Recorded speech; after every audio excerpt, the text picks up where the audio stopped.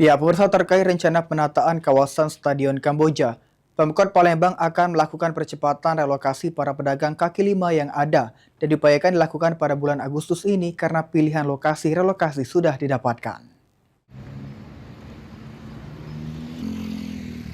Kadispora Kota Palembang, Adrianus Amri mengatakan, saat ini pihaknya masih terus mencari lokasi alternatif yang merupakan aset Pemkot Palembang untuk relokasi PKL.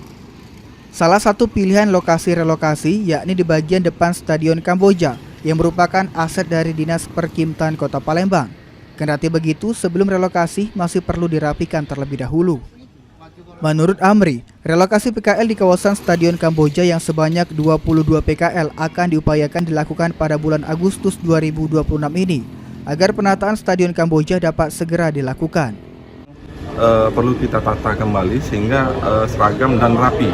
Jika dipindahkan itu mereka sudah ada tempat yang baru. Mungkin perkiraannya kapan Pak mulai dipindahkan atau? Sesegera mungkin, kemungkinan ya di bulan-bulan ini kita akan. Sandi